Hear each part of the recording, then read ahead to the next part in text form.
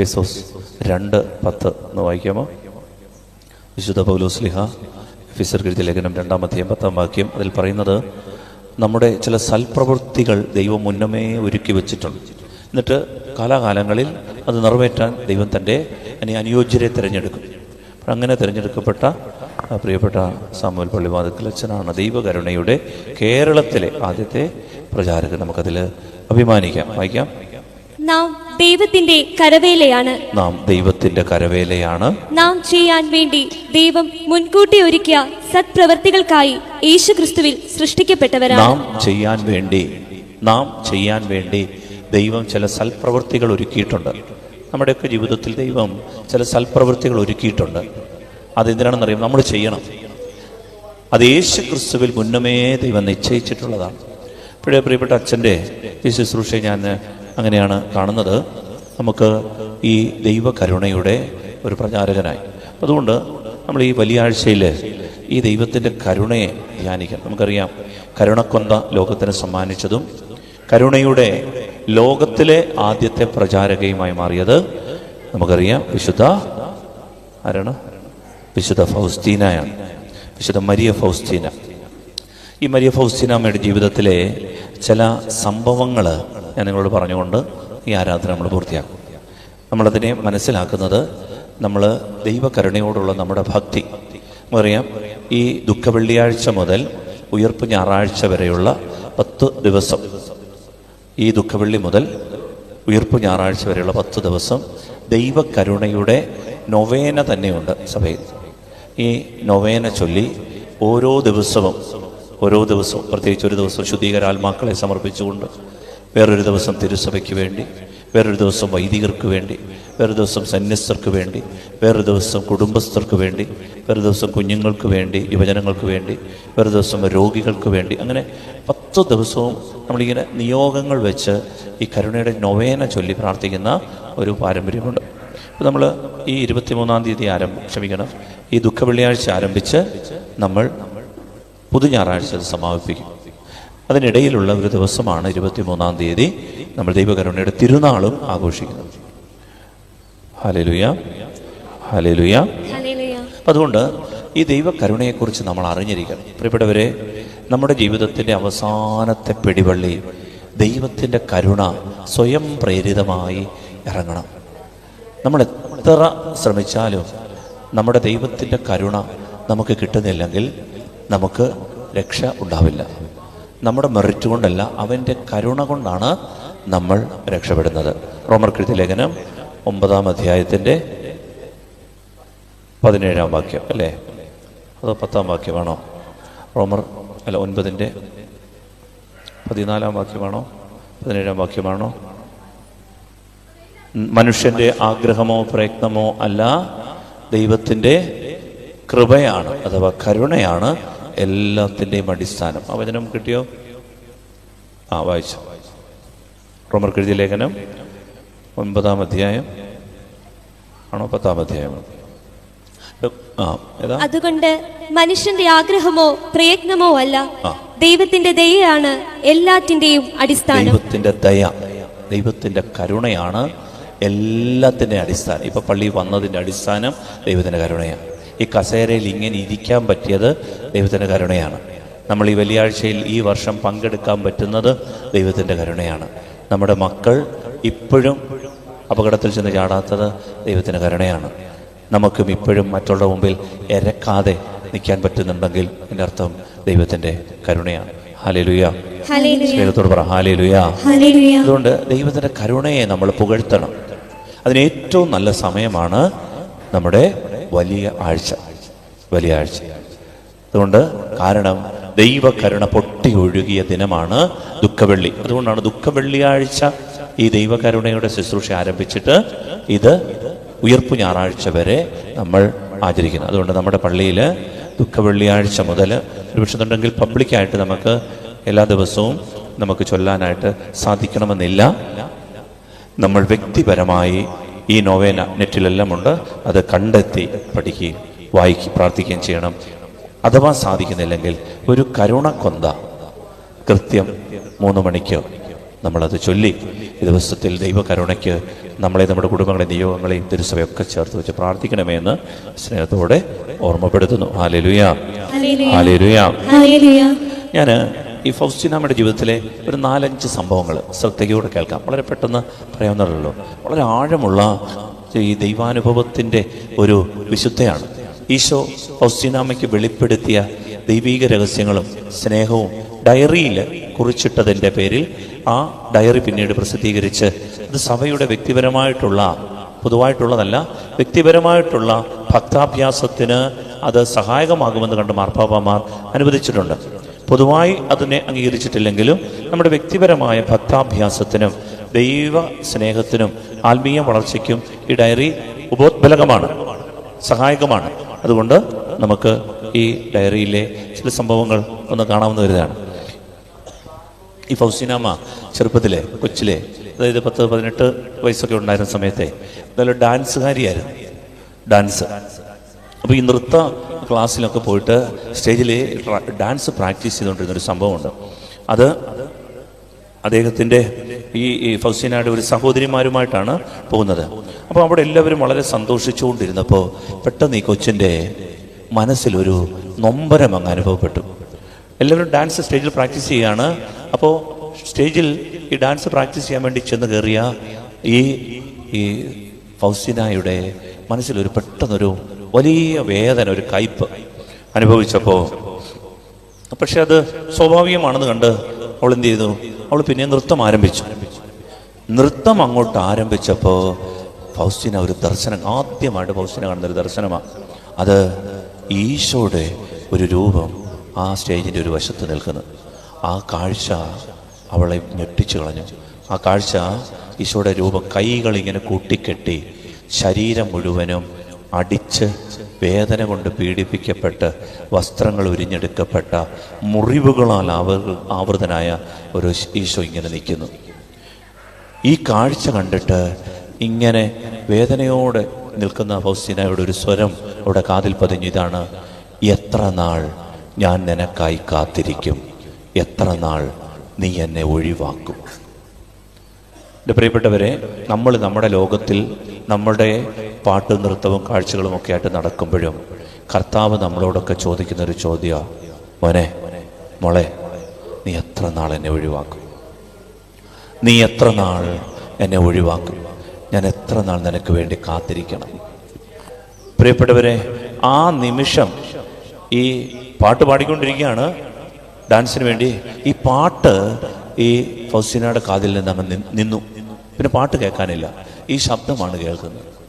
പെട്ടെന്ന് അവിടെ ഫൗസ്റ്റീനാമ്മ എന്ത് ചെയ്തെന്നറിയാമോ? ആ സ്റ്റേജിൽ നിന്നിറങ്ങി ഒരു തലവേദനയൊക്കെ അഭിനയിച്ച് കൂടെ വന്ന സഹോദരിയുടെ കൂടെ പതിയെ ആരും കാണാതെ അവളെയും വിളിച്ചുകൊണ്ട് വെളിയിലോട്ട് പോയി. അങ്ങനെ അവിടെ ഒരു സെയിൻറ്റ് സ്റ്റാൻസ്ലോസ്കി എന്ന് പറയുന്ന ഒരു വിശുദ്ധനുണ്ട്. വിശുദ്ധൻ്റെ ഭദ്രാസന പള്ളി. ആ പള്ളിയിൽ പോയി അവിടെ ചെന്ന് ആ പള്ളി മുട്ടുകുത്തി ആരും കാണാതെ പള്ളിയുടെ ഒരു മൂലയ്ക്ക് കമന്ന് കിടന്നിട്ട് ഈശോയോട് ചോദിച്ചു: കർത്താവേ, ഞാൻ എന്താ ചെയ്യേണ്ടതെന്ന് നീ എനിക്ക് വെളിപ്പെടുത്തി തരണമേ. പ്രിയപ്പെട്ടവരെ, നമ്മൾ വിചാരിക്കും വിശുദ്ധരോടൊക്കെയാണ് ദൈവം ഇടപെടുന്നത്. അങ്ങനെയല്ല. ദൈവം ഇങ്ങനെ നൃത്തവും ഡാൻസും പാട്ടും സർക്കസും സിനിമയും ഒക്കെ ആയിട്ട് നടക്കുന്നവരോടും ദൈവം മിണ്ടും. പക്ഷെ ദൈവം മിണ്ടുന്നത് എന്താണെന്നറിയാവോ? നീ എത്ര നാൾ ഇങ്ങനെ നടക്കും? നീ എത്ര നാൾ എന്നെ ഒഴിവാക്കും? ഞാൻ എത്ര നാൾ നിനക്ക് വേണ്ടി കാത്തിരിക്കണം? അങ്ങനെ വിശുദ്ധ ഫൗസ്റ്റീന ഒരു തീരുമാനമെടുക്കുകയും വിശുദ്ധ ഫൗസ്റ്റീന അങ്ങനെ ഒരു മഠത്തിലൊക്കെ ചേരാൻ തീരുമാനിക്കുകയും ചെയ്യുക. ഹല്ലേലൂയ. അപ്പൊ ഈശോയുടെ ഭാഗത്തു നിന്നാണ് ആദ്യത്തെ ഇനിഷ്യേറ്റീവ് എടുക്കുക നമ്മളെ രക്ഷിക്കാൻ. നമ്മൾ വിഷമിക്കണ്ട. നമ്മൾ എത്ര അധ്വാനിച്ചിട്ട് ശ്രമിച്ചിട്ടും ഒന്നും കാര്യങ്ങൾ നടക്കുന്നില്ലെങ്കിലും ഈശോ നമ്മളുടെ കാര്യത്തിൽ ശ്രദ്ധാലുവാണ്. എന്നിട്ട് പിന്നീട് കുറേ കാര്യങ്ങളുണ്ട്. ഒരു മഠത്തിലൊക്കെ ചേർന്നു.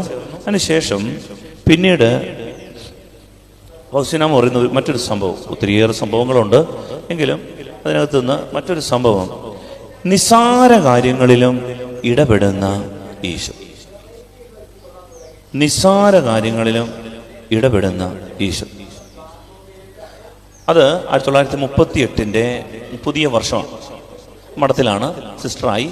അങ്ങനെ കഴിയുമ്പോൾ പുതിയ വർഷം നമ്മളൊക്കെ ഈ പുതുവർഷം തീരുമാനങ്ങൾ എടുക്കുന്ന കണക്ക് ഈ മഠത്തിലൊരു തീരുമാനമുണ്ട്. നമ്മുടെ സിസ്റ്റേഴ്സൊക്കെ തീരുമാനം എടുക്കും. അതായത് ഈ വർഷം എനിക്ക് ഏത് മധ്യസ്ഥനെയാണ് കൂടുതൽ പ്രാർത്ഥിക്കാൻ ഞാൻ തിരഞ്ഞെടുക്കേണ്ടത്. അതായത് ഓരോ വർഷവും ഓരോ മധ്യസ്ഥനെ തിരഞ്ഞെടുക്കും. അപ്പോൾ ഫൗസ്തീനാമ്മയ്ക്കൊരാഗ്രഹം. അപ്പോൾ ദിവ്യകാരുണ്യ ഈശോ, ദൈവകരുണയുടെ ഈശോയെ കണ്ടു, പ്രത്യക്ഷപ്പെട്ടു. ദൈവകരുണയുടെ ചിത്രമൊക്കെ നമ്മുടെ വീട്ടിലുണ്ടല്ലോ. ആ ചിത്രമൊക്കെ ഫൗസ്തീനാമ്മയ്ക്ക് വെട്ടപ്പെട്ട് കിട്ടിയിട്ടുണ്ട്. അപ്പോൾ ദൈവകരുണയുടെ ഈശോയെ എനിക്ക് ഈ വർഷം മധ്യസ്ഥനായി കിട്ടണമേ, ഈശോ തന്നെ എൻ്റെ മധ്യസ്ഥനായിരിക്കണേ എന്ന് മനസ്സിലൊരാഗ്രഹം. പക്ഷേ സാധാരണ വിശുദ്ധരെയൊക്കെ തിരഞ്ഞെടുക്കുന്നത്, അല്ലെങ്കിൽ മാതാവിനെയൊക്കെയാണ്. അപ്പോൾ ഇതെടുക്കുമ്പോൾ എന്ത് ചെയ്യും? ഇവരവരുടെ ആർക്ക് താല്പര്യമുള്ള ആളിൻ്റെ പേര് എഴുതി ഇതിനകത്തിടും. എന്നിട്ട് വേറെ സിസ്റ്റേഴ്സൊക്കെ പല വിശുദ്ധരുടെ പേരും എഴുതിയിടും. എന്നിട്ട് എല്ലാം കൂടെ ഒന്നിച്ച് കുറിയിട്ടിട്ട്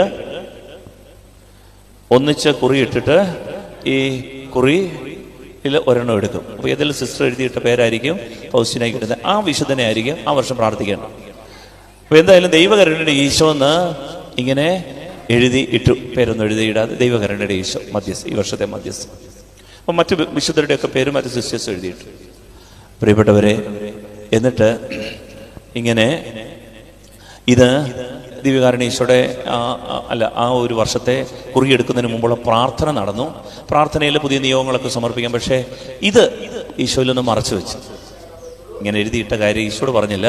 ബാക്കി ഈ വർഷം എൻ്റെ കർത്താവ് എനിക്ക് ഇങ്ങനെ കൃപകളൊക്കെ ഉണ്ടായിരിക്കണേ, എനിക്ക് കൂടുതൽ പ്രാർത്ഥിക്കാൻ കൃപ കിട്ടണം എന്നൊക്കെ ഒരുപാട് കാര്യങ്ങളൊക്കെ പറഞ്ഞു. പക്ഷേ ഇത് മാത്രം പറഞ്ഞില്ല. പ്രിയപ്പെട്ടവരെ, ഫൗസ്തീന പറയാണ്, അന്ന് കുറി എടുത്ത് മദർ ഈ സിസ്റ്ററിൻ്റെ കയ്യിൽ ഏൽപ്പിച്ചു. തുറക്കാൻ പാടില്ല, പ്രാർത്ഥന എല്ലാം കഴിഞ്ഞിട്ട് വേണം തുറക്കാൻ. അങ്ങനെ അവസാനം പ്രാർത്ഥന എല്ലാം കഴിഞ്ഞിട്ട് മധ്യസ്ഥരുടെ ആ വിശുദ്ധ ചീട്ട് അങ്ങനെ മദർ കൊടുത്തതെടുത്ത് ഇങ്ങനെ കയ്യിൽ ആശയടക്കമായിട്ട് കുറേ നേരം പിടിച്ചു. പെട്ടെന്ന് ഫൗസ്തീനാമ്മയുടെ കാതിൽ ഒരു സ്വരം കേൾക്കാം, ഞാനാണ് നിന്റെ മധ്യസ്ഥൻ, വായിക്കുക. അങ്ങനെ ഇത് തുറന്ന് എല്ലാവരുടെ മുമ്പിൽ വായിച്ചു. ദൈവകരുണയുടെ ഈശോയാണ് ഫൗസ്തീനയുടെ ഈ വർഷത്തെ മധ്യസ്ഥൻ. ഫൗസ്തീനാമ്മ പറയുന്ന ഇതാണ്, എൻ്റെ മനസ്സിൻ്റെ ചെറിയ ഒരു ആഗ്രഹം പോലും അറിഞ്ഞ് എന്നെ സ്നേഹിക്കുന്ന എൻ്റെ ഈശോ ആണിത്. Hallelujah, hallelujah. എന്നിട്ട് സന്തോഷം കൊണ്ട് വിങ്ങിപ്പൊട്ടി ഫൗസ്തീന മഠത്തിലെ ചാപ്പലിൽ പെട്ടെന്നൊരു ചെറിയ സന്ദർശനം, ദിവ്യകാരുണ്യ ഈശോയെ സന്ദർശിച്ചിട്ട് ഈശോയ്ക്ക് നന്ദി പറഞ്ഞിട്ട് തിരിച്ചു ചെന്ന് അവിടുത്തെ സിസ്റ്റേഴ്സിൻ്റെ കൂടെ ആയിത്തീർന്നു. അപ്പോൾ ഈശോ പറയുന്നതായിട്ട് കേട്ടു, ഇപ്പോൾ നീ സിസ്റ്റേഴ്സിൻ്റെ കൂടെ ആയിരിക്കുന്നതിലാണ് എൻ്റെ സന്തോഷം, പൊക്കോളാൻ പറഞ്ഞു. ഇവിടെ ഇങ്ങനെ വിശുദ്ധരോടൊക്കെ ഇടപെടുന്ന, ഇങ്ങനെ നമ്മളോടൊക്കെ ഇടപെടുന്ന, നമ്മളെ സ്നേഹിക്കുന്ന ഒരു ഈശോ ഉണ്ട്. ഹല്ലേലൂയ. സ്നേഹത്തോട് പറഞ്ഞേ ഹല്ലേലൂയ, ഹല്ലേലൂയ. ഇത് ഈശോ ഒരാളോട് കാണിച്ചാൽ ഈശോ എല്ലാവർക്കും ഈ സ്നേഹം തരാൻ ആഗ്രഹിക്കുന്നു. പക്ഷേ നമ്മുടെ ഹൃദയങ്ങളൊക്കെ ഈശോയുടെ വ്യക്തിപരമായ ഈ സ്നേഹത്തോട് തുറക്കണം. ഹല്ലേലൂയ. അതോടൊപ്പം തന്നെ പിന്നീട്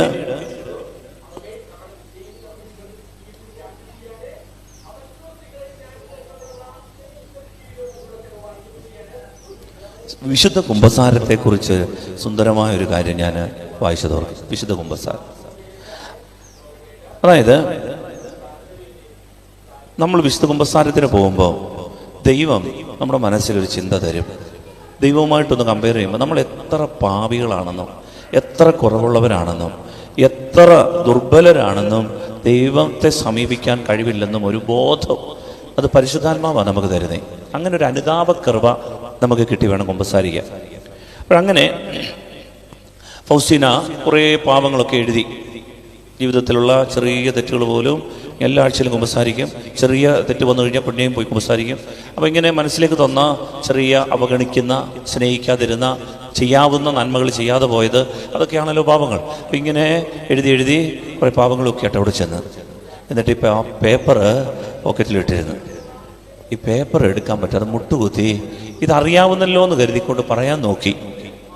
പക്ഷേ ഒന്നും ഓർമ്മയെ വരുന്നില്ല.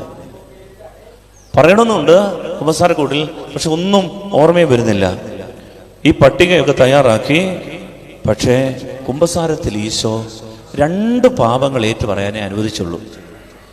കുമ്പസാരക്കൂട് വിട്ടുപോകുമ്പോൾ വലിയ ഒരു സങ്കടം, ദൈവമേ പാപമൊന്നും പറയാൻ പറ്റിയില്ലല്ലോ. ഉടനെ മുട്ടുകുത്തി നിന്നപ്പോൾ ഈശോ പറഞ്ഞൊരു വചനമാണ്, എൻ്റെ മകളെ, നീ കുമ്പസാരിക്കാൻ നിശ്ചയിച്ചിരുന്ന പാപങ്ങളൊന്നും എൻ്റെ ദൃഷ്ടിയിൽ പാപങ്ങളല്ല. ഇങ്ങനൊരു സത്യമുണ്ട്. ഇവിടെ നമ്മൾ ഈ ചിലരൊക്കെ ഇങ്ങനെ കുറ്റബോധം കൊണ്ട് കുമ്പസാരിക്കും. അയ്യോ ദൈവമേ എന്നോട് ക്ഷമിക്കുമോ, എൻ്റെ ദൈവമേ ഇതൊക്കെ പറഞ്ഞാൽ കർത്താവ് എന്നോട് പൊറുക്കുമോ. ഈശോ പറയും, എൻ്റെ മക്കളെ, നിങ്ങൾ പറയാൻ ഉദ്ദേശിക്കുന്ന പാപങ്ങളൊന്നും എൻ്റെ ദൃഷ്ടിയിൽ പാപങ്ങളല്ല. അതുകൊണ്ടാണ് നിനക്കവ പറയാൻ സാധിക്കാതെ വന്നത്. അതുകൊണ്ട് മറന്നുപോയി, പറഞ്ഞില്ല എന്നൊരു ആശങ്കയുടെ ഒന്നും ആവശ്യമില്ല. എന്നിട്ട് പറയാണ്, സാത്താൻ എൻ്റെ സമാധാനത്തെ കെടുത്താൻ വേണ്ടാത്ത ചിന്തകൾ എൻ്റെ തലയിൽ തരുന്ന ഇത്. ചിലർക്ക് ഈ ഒബ്സസീവ് കമ്പൾസീവ് ഡിസോർഡർ, OCD എന്നൊക്കെ പറഞ്ഞ രോഗങ്ങളൊക്കെയാണ്. ഒരു ചിന്ത വരും, അതിനെ നിയന്ത്രിക്കാൻ വേറൊരു ചിന്ത വരും, അതിനെ നിയന്ത്രിക്കാൻ വേറൊരു ചിന്ത വരും. അങ്ങനെ ചിന്തകളെ നിയന്ത്രിക്കാതെ കൊണ്ടുവേണം. ഇതെല്ലാം പറഞ്ഞില്ലയോ, ഇത് പറഞ്ഞില്ലേ ശരിയാകുമോ, എനിക്ക് ഉത്തരിപ്പുകടം കിട്ടുമോ, ശവദോഷത്തിൽ രക്ഷപ്പെടുമോ, ഇങ്ങനെയൊക്കെയുള്ള ഇത് പിശാച് തരുന്ന ചില ചിന്തകളാണെന്ന് ഫൗസ്റ്റീനാമ്മയെ പഠിപ്പിച്ചു. Hallelujah, hallelujah. സ്നേഹത്തോടെ പറഞ്ഞേ ഹല്ലേലൂയ, ഹല്ലേലൂയ, ഹല്ലേലൂയ, ഹല്ലേലൂയ. അപ്പൊ എന്നിട്ട് ഫൗസ്റ്റീനാമ്മ മുട്ടുകുത്തിയിട്ട് പറഞ്ഞു, എൻ്റെ ഈശോയെ, നീ എന്നെ ഓർമ്മിപ്പിച്ച പാപങ്ങളാണ് നിന്റെ ദൃഷ്ടിയിൽ വലുത്. അതേറ്റ് പറയാൻ എനിക്ക് കൃപ തന്നതിന് ഞാൻ നന്ദി പറയുന്നു. അതുകൊണ്ട് ഇവിടെ ഒരു കുറ്റബോധങ്ങളുടെ ആവശ്യമില്ല. കർത്താവിൻ്റെ മുമ്പിൽ ഈശോയുടെ സ്നേഹത്തോടെ നമ്മൾ കുമ്പസാരക്കൂട്ടിൽ മുട്ടുകുത്തണം. ഹല്ലേലൂയ, ഹല്ലേലൂയ, ഹല്ലേലൂയ, ഹല്ലേലൂയ. അതാണ് ഈശോ പഠിപ്പിച്ച മറ്റൊരു പാഠം. ഇനിയും മറ്റൊരു പാഠം ഫൗസ്റ്റീനയുടെ ജീവിതത്തിൽ മറ്റൊരു പാഠമാണ്. നമുക്കറിയാം, ഈ ഈശോയുടെ ചാട്ടവാറടിയേറ്റ് നിൽക്കുന്ന ഈശോ. കൂടെ ഫൗസ്റ്റീന കാണുന്ന ഒരു ചിത്രമാണ് ഈശോയുടെ മുറിവേറ്റ ശരീരത്തിൻ്റെ ചിത്രം. അതെന്തിനാണെന്നറിയാമോ? കരുണക്കൊന്ത അതിനെത്രമാത്രം വലുതാണെന്ന് ഈ ഈശോ ഫൗസ്റ്റീനാമ്മയെ പഠിപ്പിക്കുകയും ഫൗസ്റ്റീന ഇത് ലോകത്തോട് പ്രഖ്യാപിക്കണമെന്ന് തൻ്റെ കുമ്പസാരക്കാരൻ വഴി, തൻ്റെ മെത്രാച്ചൻ വഴി, തൻ്റെ ആത്മീയ ഉപദേഷ്ടാക്കൾ വഴി ലോകത്തോട് ഈ സത്യം പറയണമെന്നും ഈശോ ആഗ്രഹിച്ചു. അതുകൊണ്ടാണ് കൂടെ ഈശോയുടെ സഹിക്കുന്ന ശരീരത്തിൻ്റെ ചിത്രം കാണിച്ചു കൊടുക്കും. ഇവിടെ കേൾക്കുന്നുണ്ടോ? ഈശോയുടെ ഏത് ചിത്രമാണ്? സഹിക്കുന്ന ഈശോയുടെ ചിത്രം കാണിച്ചു കൊടുക്കും. ഒരിക്കലും ഈ ഫൗസ്റ്റീനാമ്മ ആരാധനയ്ക്കായിട്ട്, ഇപ്പം നമ്മൾ വന്നതുപോലെ ആരാധനയ്ക്ക്, എനിക്ക് ചില ആളുകളിൽ വളരെ മതിപ്പാണ്. ചിലരെന്നോട് പറയും, അച്ഛാ, ഒരാൾ പറയുകയാണ്, അച്ഛാ ഓശാനയുടെ സമയത്ത്, അച്ഛാ ഞാൻ ഈ വർഷത്തെ അല്ല നേരത്തെയുള്ള ഓശാനയുടെ സമയത്ത്, അച്ഛാ മാലാഖമാർ പറന്ന് വന്ന് ഇങ്ങനെ ആ ഓശാന കുരുത്തോല വാഴ്ച സമയത്ത് അതിന് ചുറ്റും തളം കെട്ടി പറക്കുന്ന ഒരു കാഴ്ച ഞാൻ കണ്ടെച്ചാന്ന്. ഈ കുരിശിൻ്റെ ഈ ദുഃഖവെള്ളിയാട് ശുശ്രൂഷയുടെ സമയത്ത് ഈശോയുടെ ദാരുണമായ പീഡാരഹസ്യങ്ങളെ നേരിട്ട് കാണുന്ന ആളുകൾ നമുക്കറിയാം. നിങ്ങൾ അതൊരു വലിയ വിശ്വാസ സത്യമായിട്ട് സഭ അംഗീകരിച്ചിട്ടില്ലെങ്കിലും ഇവിടെ നമുക്ക് ആറ്റരികത്ത് ഒരു ഓർത്തഡോക്സ് വീട്ടിൽ നമ്മുടെ ഒരു കൊച്ചു പയ്യൻ, നിങ്ങൾ കേട്ടിട്ടുണ്ടാവും, അവൻ്റെ ശരീരത്തിൽ അവൻ്റെ ദുഃഖവെള്ളിയാഴ്ച സമയത്ത് ഒരു ശരീരത്തിൽ രക്തം ഇങ്ങനെ ഒഴുകുന്നത്, ഒരു കയ്യിലെ ഈ ശരീരത്തിൽ 5 മുറിവുകൾ, +2 പഠിക്കുന്നൊരു കുഞ്ഞ്, അവൻ്റെ ശരീരത്തിൽ ഈശോയുടെ മുറിവുകൾ പ്രത്യക്ഷമായിട്ടുണ്ട്. അനേകർ വരിക, കാണുകയൊക്കെ പ്രാർത്ഥിക്കുകയൊക്കെ ചെയ്യുന്നുണ്ട്. പ്രോത്സാഹിപ്പിക്കുക എന്നുള്ളതല്ല, മറിച്ച് ദൈവം തൻ്റെ വ്യക്തിപരമായ ചില സ്നേഹം ചിലർക്കൊക്കെ വെളിപ്പെടുത്തും. നമ്മുടെ സമയത്ത് ആറ്റരികത്ത് പരിശുദ്ധ അമ്മയുടെ ശക്തമായ ദർശനം, അവരുടെ ഭിത്തിയിൽ പ്രത്യേക ഭാഷയിലൊക്കെ എഴുത്തുകൾ കാണും. കുറച്ച് കഴിയുമ്പോൾ അത് മാഞ്ഞു പോകും, വീണ്ടും അത് തെളിഞ്ഞു വരും. അങ്ങനെയൊക്കെയുള്ള ചില സംഭവങ്ങൾ, ഇതൊന്നും എൻ്റെ പ്രിയപ്പെട്ട ഒരു അതീന്ദ്രിയമായ സൂപ്പർ നാച്ചുറൽ തലത്തിലുള്ള ഒരു യാഥാർത്ഥ്യങ്ങളാണിത്. കണ്ണിൻ്റെ മുമ്പിൽ കാണുന്നത് മാത്രമല്ല, നമ്മുടെ വിശ്വാസത്തിൻ്റെ തലത്തിലും ഒരു ആന്തരിക ലോകമുണ്ട്. അതൊക്കെ ചിലരെ ദൈവം തിരഞ്ഞെടുത്ത് ഈ കാലഘട്ടത്തിൽ ഇതൊക്കെ കാണിക്കുന്നുണ്ട്. അതൊരു വിശ്വാസ സത്യമായി ഇതിൽ പ്രഘോഷിക്കുക എന്നുള്ളത് നമ്മുടെയൊക്കെ ആത്മീയ വളർച്ചയ്ക്ക് ദൈവം നമ്മുടെ കൂടെ ഉണ്ട് എന്ന് തെളിയിക്കുന്ന ചില അടയാളങ്ങളാണ്. ഹല്ലേലൂയ, സ്നേഹത്തോട് പറ ഹല്ലേലൂയ, ഹല്ലേലൂയ. ഇവിടെ ഫൗസ്റ്റീന സിസ്റ്റർ ആരാധനയ്ക്ക് വന്നപ്പോൾ പെട്ടെന്നൊരു ആന്തരിക ദർശനം, ശ്രദ്ധിച്ചു കേൾക്കണേ, പെട്ടെന്നൊരു ആന്തരിക ദർശനം. ഈ ദർശനത്തിൽ ഈശോയെ കൽത്തൂണിൽ നഗ്നനായി കെട്ടിയിട്ടിരിക്കുന്ന ഈശോയെ 4 പേര് വന്ന് മാറി മാറി അടിക്കുന്ന ഒരു രംഗം. വേദന കൊണ്ട് ഈ പീഡനം കണ്ട ഫൗസ്റ്റീനയുടെ ഹൃദയം സ്തംഭിച്ച പോലായിപ്പോയി. ആരാധനയ്ക്ക് വന്ന് മുട്ടുകുത്തിയപ്പോൾ കാണുന്ന കാഴ്ച ഇതാണ്. ഉടനെ ഈശോ ഫൗസ്റ്റീനയുടെ കാതിൽ ഇങ്ങനൊരു സ്വരം കേൾക്കാം, നീ കാണുന്നതിലും വലിയ വേദന ഞാൻ സഹിക്കുന്നുണ്ട് എന്ന് പറയാൻ നേരത്തെ സഹിച്ചതല്ല, ഇപ്പോഴും ഈശോ വേദന സഹിക്കുന്നു. എൻ്റെ പ്രിയപ്പെട്ടവരെ, അത് ഈശോയുടെ ജീവിതത്തിൽ ഒരു അനേകം വിശുദ്ധർക്ക് ഈശോ വെളിപ്പെടുത്തിയതാണ്. കാൽവരിയിൽ പീലാത്തോസിന്റെ ഭവനത്തിൽ ഞാൻ അന്ന് അടിയേറ്റ് സഹിച്ചതിലും വലിയ വേദന ഇന്ന് ഈ കാലഘട്ടത്തിൽ ഞാൻ സഹിക്കുന്നുണ്ട്. അത് ഈശോയുടെ വേദനയാണ്. എൻ്റെ പ്രിയപ്പെട്ടത് ഇതിലെല്ലാവർക്കും മനസ്സിലാകണം. അത് ഈശോ ആഗ്രഹിക്കുന്നത്. ഈ വെള്ളിയാഴ്ചയിൽ അതിനുള്ള കൃപ ഈശോ നമുക്ക് തരട്ടെ. അപ്പോൾ ഫൗസ്തീന ചോദിച്ചു, ഈശോയെ, അങ്ങ് ഈ ചാട്ടവാറടി ഏൽക്കുന്നത് ഏത് പാപത്തിന് വേണ്ടിയിട്ടാണ്? ഈശോ മറുപടി പറഞ്ഞു, മനുഷ്യരുടെ അശുദ്ധ പാപത്തിന് വേണ്ടിയാണ് എൻ്റെ ശരീരത്തിൽ ഞാൻ ഏൽക്കുന്ന പീഡ. ജഡിക പാപം, സ്വയംഭോഗം, പോർണോഗ്രഫി, മൊബൈലിലുള്ള തെറ്റായ വീഡിയോസ്, ചിത്രങ്ങൾ, മനസ്സിൽ കൊണ്ടു നടക്കുന്ന ചില അശുദ്ധ പാപത്തിൻ്റെ ചിത്രങ്ങൾ, സ്വവർഗഭോഗം, മൃഗഭോഗം, ഓറൽ സെക്സ്, അനൽ സെക്സ്, ചൈൽഡ് സെക്സ്, വ്യഭിചാരം. പ്രിയപ്പെട്ടവരെ, ഈ അശുദ്ധ പാപം മനസ്സിൽ സൂക്ഷിച്ചു നടക്കുന്ന, മൊബൈലിൽ കൊണ്ടു നടക്കുന്ന, കമ്പ്യൂട്ടറിൽ സൂക്ഷിച്ചിരിക്കുന്ന ഈ കാഴ്ചകൾ, ഇത് കാണുമ്പോൾ ഉണ്ടാകുന്ന, അത് മനസ്സിൽ സൂക്ഷിച്ച് സ്വയം രഹസ്യത്തിൽ ആരും കാണാതെ ചെയ്യുന്ന പാപങ്ങൾ, ഈ ചാട്ടമാറടി ഈശോ സഹിക്കുന്നത് പ്രിയപ്പെട്ടവരെ ഈ പാപത്തിന് വേണ്ടിയിട്ടാണ് എന്ന് ഈശോ പറഞ്ഞു. ഈ ദാമ്പത്തിക അവിശ്വസ്തതയ്ക്ക് വേണ്ടിയിട്ടാണ് ഈ ഈശോ സഹിക്കുന്ന ഈ പാപം. എന്നിട്ട് പെട്ടെന്ന് പിന്നീട് കാണുന്നത്, ഈശോ പെട്ടെന്ന് പറയുകയാണ്, മനുഷ്യകുലത്തിന്റെ ഇപ്പോഴത്തെ അവസ്ഥയും ഞാൻ നിനക്ക് കാണിച്ചു തരാം എന്നങ്ങോട്ട് പറയുകയും ഈശോയെ അടിക്കാൻ വന്ന ഈ 4 പടയാളികൾ പെട്ടെന്ന് അപ്രത്യക്ഷരായി. പിന്നീട് അവിടെ ഇരുന്ന ചാട്ട കൊണ്ട് ചില ആളുകൾ വന്ന് അടിക്കാൻ തുടങ്ങി. അത് ഫൗസ്തീന കാണുന്നത്, അവർ ചാട്ടയെടുത്ത് കർത്താവിനെ നിഷ്കരുണം തല്ലി. അടുത്ത വചനം, ഇവർ വൈദികര്, സന്യസ്തര്, പുരുഷന്മാര്, സ്ത്രീകള്, സഭയിലെ ഉന്നത സ്ഥാനം വഹിക്കുന്നവരും ആ കൂട്ടത്തിലുണ്ടായിരുന്നു. ഇവരെല്ലാവരും വന്ന് ഈ ചാട്ടയെടുത്ത് ഈശോയെ അടിക്കാൻ തുടങ്ങി. നിഷ്കളങ്കനായ ഈശോയുടെ മേൽ എല്ലാവരും തങ്ങളുടെ വിരോധം തീർത്തു. അപ്പോൾ 2 കാഴ്ചകളാണ്. ഒന്ന് ഫൗസ്തീന കാണുന്നത്, ഒന്ന് ഈ പടയാളികൾ അടിച്ചപ്പോൾ ഈശോ അകലങ്ങളിലേക്ക് നോക്കി നിശബ്ദനായിരുന്നു, അടിയെല്ലാം കൊണ്ടുകൊണ്ട്. എന്നാൽ ഈ പറഞ്ഞ ആളുകൾ വന്ന് ഈശോയെ അടിക്കാൻ തുടങ്ങിയപ്പോൾ ഈശോ കണ്ണുകൾ അടച്ച്, എന്ന് പറഞ്ഞാൽ ഈ അടിക്കുന്ന ആളുകൾ ആരാണെന്ന് ഈശോയ്ക്ക് നന്നായിട്ട് അറിയാം. അതുകൊണ്ട് ഈശോ കണ്ണുകൾ അടച്ച്, ഞാനും നിങ്ങളുമായി ഈശോ അടിക്കുന്നേ, കണ്ണുകൾ അടച്ചിട്ട് വളരെ വേദനാജനകമായ ഒരു മൃദുല വിലാപം അവിടുത്തെ ഹൃദയത്തിൽ നിന്ന് ഉയർന്നത് ഞാൻ കേട്ടു. ഒരു വിലാപം, ഒരു സങ്കട ശബ്ദം, ഒരു നേർത്ത നിലവിളി. പ്രിയപ്പെട്ടവരെ, കണ്ണുകൾ അടച്ച് ഈശോ സഹിക്കുക. എന്നിട്ട് ഈശോ ഈ നന്ദിഹീനരായ നമ്മൾ ആത്മാക്കളുടെ പാപത്തിന്റെ ഗൗരവം വിശദമായി ഈശോ ഫൗസ്തീനയ്ക്ക് വെളിപ്പെടുത്തി കേട്ടിട്ട് പറയാണ്, നീ കാണുക, ഇതെന്റെ മരണത്തെക്കാൾ വലിയ പീഡനമാണ്. ഈശോ പറയും, ഇതെന്റെ മരണത്തെക്കാൾ. പ്രിയപ്പെട്ട, നമ്മളൊരു കുഴപ്പമില്ല, ആരും കാണുന്നില്ല എന്ന് കരുതി കൊണ്ടു നടക്കുന്ന അശുദ്ധി ഉണ്ടല്ലോ, ശരീരത്തിന്റെ അശുദ്ധി, ഈശോയ്ക്ക് മരണത്തെക്കാൾ വലിയ പീഡനമാണെന്ന് നീ എൻ്റെ ജനത്തോട് പറയണം, എൻ്റെ മക്കളോട് പറയണമെന്ന്. സ്നേഹമുള്ളവരെ, ഇങ്ങനെ ഒരു യാഥാർത്ഥ്യം വിശുദ്ധ ഫൗസ്തീന ഉടനെ വേദനയോടെ ആ അവസ്ഥയിലേക്ക് കണ്ടിട്ട് ഈശോയെ ആശ്വസിപ്പിക്കുക ഫൗസ്തീന. അപ്പോൾ ഈശോ പറയുന്ന വചനമാണ്, എൻ്റെ ഹൃദയത്തിന് വളരെ ആശ്വാസം തന്ന നിന്റെ ഹൃദയത്തിൻ്റെ ആത്മാർത്ഥമായ വേദന കണ്ട് ഞാൻ ആശ്വസിക്കുന്നു. ഇങ്ങനെ ഇതിനുവേണ്ടിയൊക്കെ കരയുന്ന ആത്മാക്കൾ, പാവപ്പെട്ട ആത്മാക്കളുണ്ട്. ഈ ജനത്തിന്റെ അശുദ്ധ പാപത്തിന് വേണ്ടി കരയുന്ന ആത്മാക്കളുണ്ട്.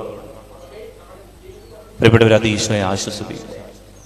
അതുകൊണ്ട് ഈ വെള്ളിയാഴ്ചയിലൊക്കെ നമ്മുടെ കുറേ ഉദ്ദിഷ്ട കാര്യങ്ങൾ നേടുക എന്നതിനപ്പുറത്തേക്ക് നമ്മുടെ കർത്താവിനെ ആശ്വസിപ്പിക്കാൻ നമുക്ക് പറ്റുന്നുണ്ട്. ഹല്ലേലൂയ. ഹല്ലേലൂയ. സന്തോഷത്തോട് പറഞ്ഞേ ഹല്ലേലൂയ. ഹല്ലേലൂയ. സ്നേഹത്തോട് പറഞ്ഞേ ഹല്ലേലൂയ. ഹല്ലേലൂയ. ഈശോയെ ആശ്വസിപ്പിച്ചുകൊണ്ട് പറഞ്ഞേ ഹല്ലേലൂയ. ഹല്ലേലൂയ. ഹല്ലേലൂയ. ഹല്ലേലൂയ. കർത്താവായ ഈശോയെ, കർത്താവായ ഈശോയെ, അങ്ങ് ഞങ്ങൾക്ക് വേണ്ടി അങ്ങ് ഞങ്ങൾക്ക് വേണ്ടി സഹിച്ച അതിദാരുണമായ അതിദാരുണമായ പീഡകളെ ഓർത്ത് ഞങ്ങൾ അങ്ങയെ ആശ്വസിപ്പിക്കട്ടെ. ആശ്വസിപ്പിക്കട്ടെ. അങ്ങയുടെ സഹനങ്ങൾ ഞങ്ങൾക്കും അങ്ങയുടെ മക്കൾക്കും ആശ്വാസമാകട്ടെ. ഹല്ലേലൂയ. ഹല്ലേലൂയ. ഹല്ലേലൂയ. പ്രധാനപ്പെട്ട മറ്റൊരു, ഇത് ശരീരത്തിൻ്റെ സഹനമാണ്, എന്നാൽ മറ്റൊരു സഹനമാണ് ആന്തരിക സഹനം. ആന്തരിക സഹനം, അതായത് ഈ ഫൗസ്റ്റീന കാണുന്ന ഒരു ആന്തരിക സഹനം. ഈ ഫൗസ്റ്റീനയ്ക്ക് ഒരു 2-3 കുമ്പസാരക്കാരുണ്ടായിരുന്നു. കുമ്പസാരക്കാരായ വൈദ്യർ ആത്മീയമായി നേതൃത്വം. കാരണം ഈ ദർശനങ്ങളൊക്കെ ശരിയാണോ, ഇത് സഭയുടെ പഠിപ്പിക്കലുകളാണോ, ഇതിനകത്തൊക്കെ അർത്ഥമുണ്ടോ? അപ്പോൾ ഈ വക കാര്യങ്ങൾ പ്രത്യേകിച്ച് ചർച്ച ചെയ്യുന്ന കുമ്പസാരക്കാരുണ്ട്. അപ്പോൾ അതിനകത്ത് ഒരു വൈദികനാണ് ഫാദർ സൊപ്പോച്കോ. ഫാദർ സൊപ്പോച്കോ എന്താണ്? അത് തന്നെ, ഫാദർ സൊപ്പോച്കോ. അപ്പോൾ ഈ അച്ഛന് ഒരു ദിവസം സിസ്റ്ററിനോട് പറഞ്ഞു, എനിക്ക് വേണ്ടി നീ പ്രാർത്ഥിക്കണമെന്ന് പറഞ്ഞു. അപ്പോൾ സിസ്റ്റർ പറഞ്ഞു, ഞാൻ അച്ഛന് വേണ്ടി പ്രാർത്ഥിക്കാം, മാത്രമല്ല അച്ഛന് വേണ്ടി ഒരു പ്രത്യേക പരിത്യാഗം ചെയ്ത് പ്രാർത്ഥന വാഗ്ദാനം ചെയ്തു എന്ന് പറഞ്ഞാൽ, ഇന്ന് എനിക്കുണ്ടാകുന്ന എല്ലാ സഹനങ്ങളും അച്ഛൻ്റെ നിയോഗത്തിന് വേണ്ടി പ്രാർത്ഥിച്ചുകൊണ്ട് ഞാൻ സമർപ്പിക്കാമെന്ന് പറഞ്ഞു. എന്നിട്ട് ഈശോയോട് പറഞ്ഞു, ഈശോയെ, അച്ഛൻ എന്നോട് പ്രാർത്ഥനാ സഹായം ആവശ്യപ്പെട്ടു, അതുകൊണ്ട് ഈശോയെ ഇന്ന് എനിക്ക് കുറച്ച് സഹനങ്ങളൊക്കെ തരണേന്ന് പറഞ്ഞു. ഇങ്ങനെയൊക്കെ പ്രാർത്ഥിക്കുന്നവരുണ്ട്. നമ്മളെങ്ങനെയും ഈ പഞ്ചായത്തിൽ നിന്ന് ഈ സഹനങ്ങളൊന്നും മാറണേന്ന് പ്രാർത്ഥിക്കുമ്പോൾ ഈ ലോകത്തിൽ ചുരുക്കം ചില ആളുകൾ, കർത്താവേ പോരട്ടെ, സഹനങ്ങളൊക്കെ പോരട്ടെ, ആരോടും പറയാതെ സഹിച്ച് ആത്മാക്കളെ രക്ഷിക്കുന്ന, ആത്മാക്കളെ നേടിയെടുക്കുന്ന വിശുദ്ധരുണ്ട്. ഇതൊക്കെ വെളിപ്പെടുന്നത് പ്രിയപ്പെട്ടവർ മരിച്ച് സ്വർഗത്തിൽ ചെല്ലുമ്പോൾ അവരുടെ തേജസ്സും അവരുടെ സ്ഥാനവും ഒക്കെ കാണുമ്പോഴേ മനസ്സിലാകത്തുള്ളൂ നമ്മളൊക്കെ ഏതവസ്ഥയിലാണ്, അവരൊക്കെ ഏതവസ്ഥയിലാണ്. അതുകൊണ്ടാണ് ഫൗസ്റ്റീനയെ ഈശോ പറഞ്ഞത്, എൻ്റെ രണ്ടാമത്തെ വരവിൽ എൻ്റെ സിംഹാസനത്തിൽ നീ എൻ്റെ മുൻപിൽ നിൽക്കും, എൻ്റെ കരുണയുടെ സെക്രട്ടറി ആയിട്ട്. ലോകം മുഴുവനും കരുണ എത്തിക്കാൻ നിന്നെ ഞാൻ തിരഞ്ഞെടുത്തു. നീ ആ വിളിക്ക് അനുസരണം കാട്ടിയതുകൊണ്ട്, സഹനങ്ങൾ ഏറ്റെടുത്തത് കൊണ്ട് നിന്നെ ഞാൻ എൻ്റെ സിംഹാസനത്തിൻ്റെ മുൻപിൽ നിർത്തുമെന്ന്. പ്രിയപ്പെട്ടവരെ, അങ്ങനെയൊക്കെ ദൈവം തിരഞ്ഞെടുക്കുന്ന ചില പാവപ്പെട്ട മനുഷ്യർ. അതിനകത്ത് വിശുദ്ധരായ ആൾക്കാർ വണക്കത്തിനൊന്നും ഒരുക്കണമെന്നില്ല. ഞാൻ കരുതുന്നു, എൻ്റെ അമ്മയെക്കുറിച്ചൊക്കെ ഓർക്കുമ്പോൾ മുട്ടിന്മേൽ മണിക്കൂർ നിന്ന് കണ്ണുനീരോടെ പ്രാർത്ഥിക്കുന്ന രംഗങ്ങളൊക്കെ ഞാൻ കണ്ടിട്ടുണ്ട്. വലിയ ആളുകൾക്ക് വേണ്ടി, ലോകത്തിന് വേണ്ടിയൊക്കെ മുട്ടുമേൽ നിന്ന് മണിക്കൂറുകൾ പ്രാർത്ഥിക്കാൻ കഴിവുള്ള ധാരാളം ആളുകളെയൊക്കെ നമ്മുടെ ഇടയിൽ കർത്താവ് ഒരുക്കുന്നു. ആൾത്താര വണക്കത്തിനൊന്നും ഒരുക്കണമെന്നില്ല. പ്രിയപ്പെട്ടവരെ, അത് ദൈവം കാണുന്നുണ്ട്. അവരെയൊക്കെ ദൈവം ഉയർത്തി തേജസ്സോടെ കാത്തു സൂക്ഷിക്കും. ഹല്ലേലൂയ. സ്നേഹത്തോടെ ഹല്ലേലൂയ. ഹല്ലേലൂയ. അതായത് അപ്പോഴീ അച്ഛനോട് പറഞ്ഞു, ഫാദറെ, ഞാൻ അങ്ങേക്ക് വേണ്ടി ഒരു പ്രത്യേക പരിത്യാഗം ചെയ്ത് പ്രാർത്ഥിച്ചോളാം എന്ന് പറഞ്ഞു. അങ്ങനെ കർത്താവെ, ഈ അച്ഛന് വേണ്ടി പ്രാർത്ഥിക്കുമ്പോൾ ഈ അച്ഛൻ സഹിക്കുന്ന ആത്മീയവും ഭൗതികവുമായ എല്ലാ സഹനങ്ങളും ക്ലേശങ്ങളും എൻ്റെ മേൽ ചൊരിയാൻ കൃപയാകണമേ എന്ന് ഈശോയോട് പ്രാർത്ഥിച്ചു. കുറച്ച് കഴിഞ്ഞപ്പോൾ നോക്കിയപ്പോൾ അന്ന് രാവിലെ പ്രഭാത ഭക്ഷണത്തിന് മഠത്തിലിരിക്കുമ്പോൾ കുറേ സിസ്റ്റേഴ്സ് ഫൗസ്റ്റീന സിസ്റ്ററിനെ വിഷമിപ്പിക്കാൻ തുടങ്ങി. ഒരു അടിസ്ഥാനവുമില്ലാത്ത ആരോപണങ്ങൾ അങ്ങോട്ട് പറഞ്ഞ് സിസ്റ്ററിനെ വിഷമിപ്പിക്കാൻ തുടങ്ങി. അപ്പോൾ സിസ്റ്റർ മനസ്സിലായി, സഹനം ചോദിച്ചു വാങ്ങിച്ച് തുടങ്ങി. കുറച്ച് കഴിഞ്ഞപ്പോൾ ഫൗസ്റ്റീനയ്ക്ക് ആന്തരികമായ സഹനങ്ങൾ എന്ന് പറഞ്ഞാൽ ഒരു കാരണവുമില്ലാതെ പെട്ടെന്നൊരു വിഷാദം, ഒരു ഡിപ്രഷൻ അങ്ങ് അടിച്ചു. മാത്രമല്ല, കുറച്ചു കഴിഞ്ഞപ്പോൾ മറ്റ് സഹോദരിമാരോട് മനസ്സിൽ ഒരു നീരസം, സ്നേഹിക്കാനാണ് നടക്കുന്നത്, പക്ഷെ പെട്ടെന്നൊരു നീരസം അങ്ങ് തോന്നി. പ്രിയപ്പെട്ടവരെ, അത് കഴിഞ്ഞപ്പോൾ ഒരു അനിശ്ചിതത്വം.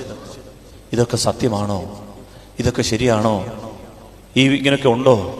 ഒരു ഒരു ഒരു ഒരു നിരീശ്വര ചിന്ത കണക്കെ ഒരു അനിശ്ചിതത്വം എന്ന് പറഞ്ഞപ്പോൾ അടുത്ത നിമിഷം പിന്നെ പ്രാർത്ഥിക്കാൻ പോലും പറ്റാത്ത അവസ്ഥ.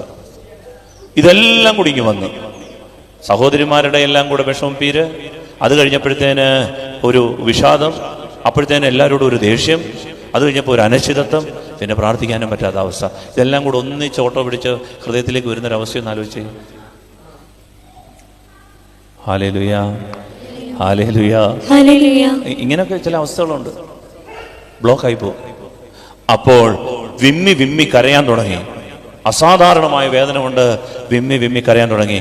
അപ്പോ ഈശോ ചോദിച്ചു, എൻ്റെ മകളെ, നീ എന്തിനാ കരയുന്നേ? നീ സ്വയം ഈ സഹനങ്ങൾ ഏറ്റെടുത്തതല്ലേ?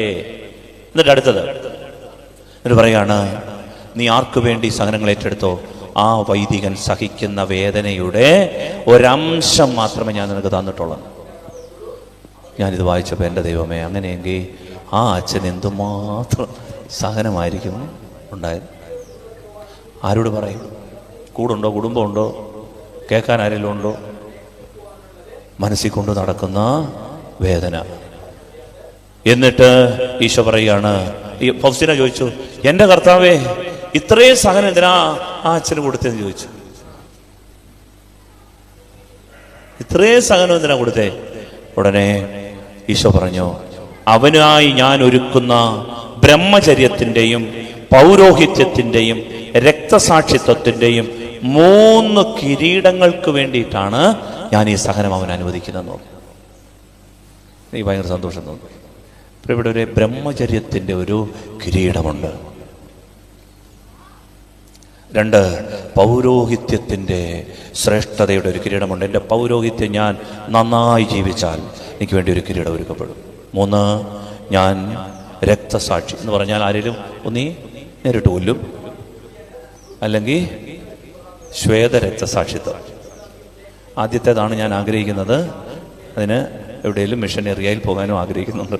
അപ്പോൾ അതുകൊണ്ട് നിങ്ങൾ അതിനു വേണ്ടി കൂടെ പ്രാർത്ഥിച്ചോണം. അപ്പോൾ ഈ രക്തസാക്ഷിത്വം, ഇങ്ങനെ 3 കാര്യങ്ങൾക്ക് വേണ്ടിയിട്ട് ഇത് കിരീടം തരുന്ന.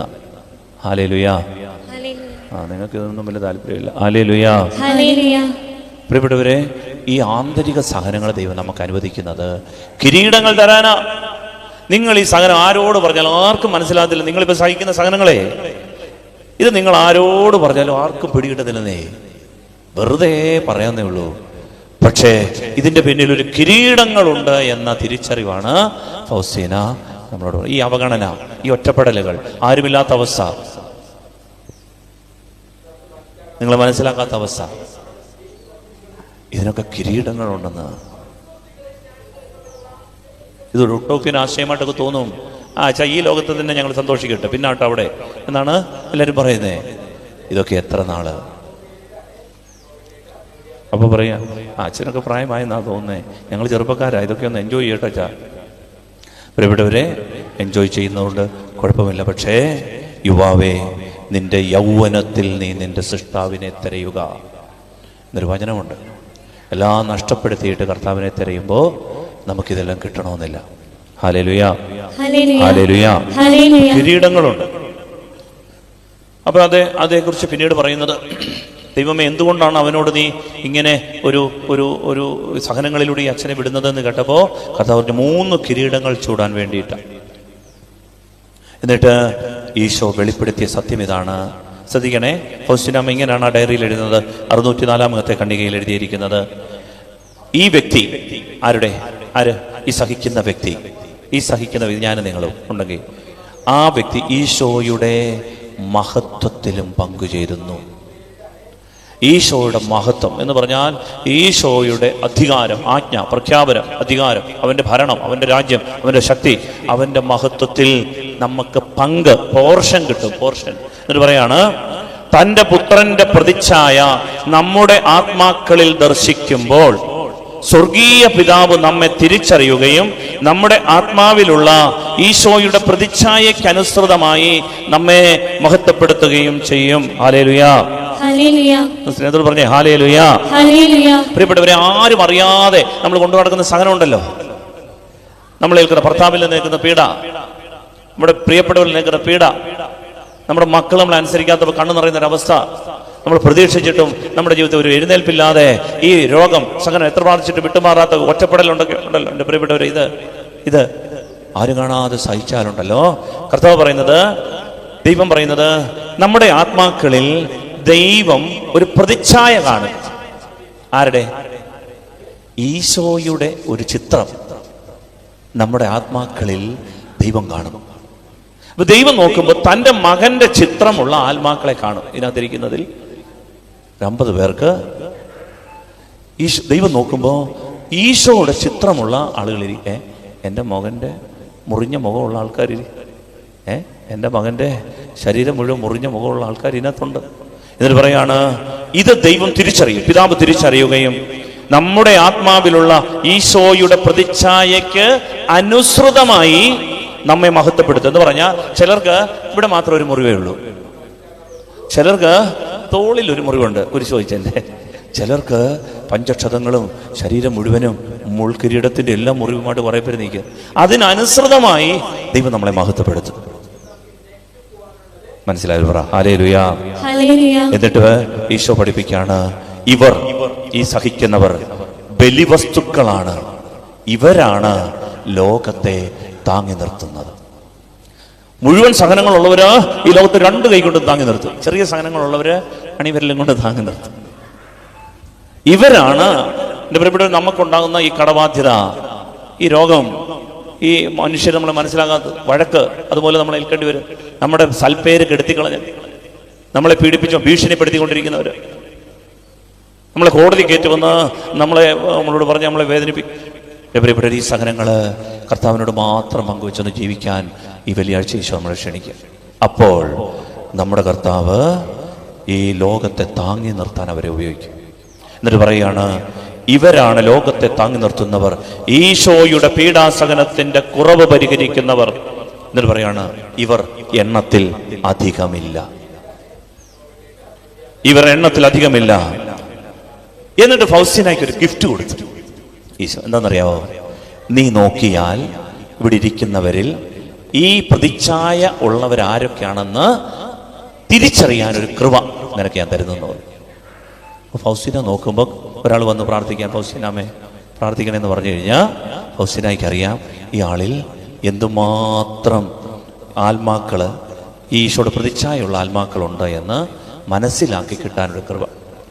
ഇവിടെ പലപ്പോഴും ആളുകളൊക്കെ ഇങ്ങനെ വരുമ്പോഴേ നമ്മൾ അറിയണം, അവരുടെ സഹനങ്ങളിലൂടെ തേജസ്കരിക്കപ്പെടുന്ന ആത്മാക്കളുണ്ട്. Hallelujah, hallelujah.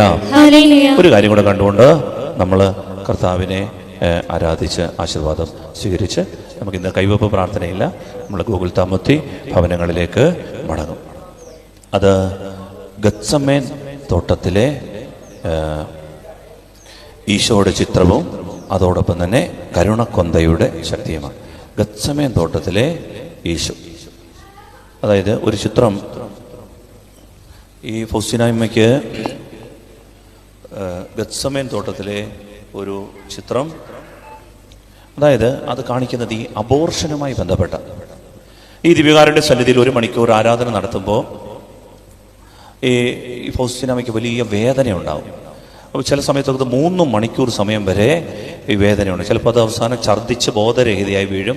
ചിലപ്പോഴൊക്കെ ഇത് താനേ കുറഞ്ഞ് ഉറക്കം പിടിച്ച് അങ്ങനെ അങ്ങ് തീരും. 3 മണിക്കൂറൊക്കെ അതിങ്ങനെ നീണ്ടു നിൽക്കും.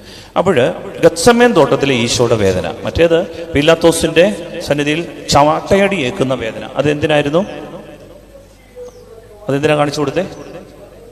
മറന്നു. ചാട്ടയടിയുടെ ചിത്രം, ശരീരത്തിൽ ഈശോ ചാട്ടയടിക്കുന്ന ചിത്രം എന്തിനു പകരമായിട്ടായിരുന്നു? യേശുവേ, വിശ്വാസം അന്നേരം എടുത്തുകൊണ്ട് പോകണോ ഇതെല്ലാം? ശരീരത്തിന്റെ അശുദ്ധി അല്ലേ? ശരീരത്തിന്റെ അശുദ്ധി, അശുദ്ധ പാപം, അതിനെതിരെ. ഗത്സമേൻ തോട്ടത്തിലെ ഈ കാഴ്ച, ഈശോ വേദനയോടെ, ഈശോ ചോര വിയർത്ത് പ്രാർത്ഥിക്കുമ്പോൾ ഈശോ വെളിപ്പെടുത്തിയത് ദുഷ്ടരായ അമ്മമാരുടെ ഉദരത്തിൽ വെച്ച് വധിക്കപ്പെടുന്ന കുഞ്ഞുങ്ങൾക്ക് വേണ്ടി പരിഹാരം അർപ്പിക്കുവാൻ ഈശോ അനുവദിച്ചു തന്ന സഹനമായിരുന്നു ഇത്. അപ്പോൾ ഈ സഹനം ആരാധനയുടെ സമയത്ത് വേദന, അതിവേദന ഇങ്ങനെ അനുഭവിക്കുമ്പോൾ അതെന്തിനാണെന്ന് ഈശോ കാണിച്ചത്. ഗത്സമേൻ തോട്ടത്തിൽ ഈശോയുടെ ചിത്രം കാണിച്ചത്.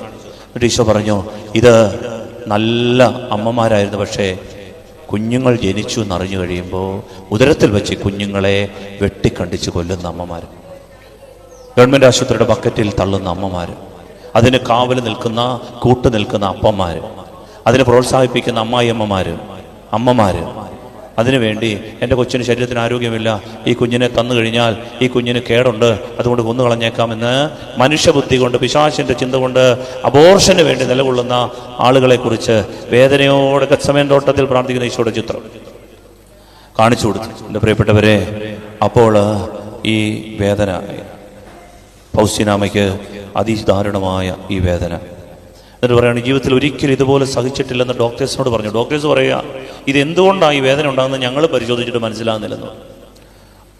അപ്പോൾ ഫൗസ്റ്റീനാമ്മ ഈ സഹനം ഏറ്റെടുത്തിട്ട് ഈശോയോട് പറഞ്ഞു, ഈശോയെ, ഒരാത്മാവിനെയെങ്കിലും രക്ഷപ്പെടുത്താൻ ഈ സഹനം കൊണ്ട് എനിക്ക് സാധിക്കുമെങ്കിൽ ഇതാ ഞാൻ.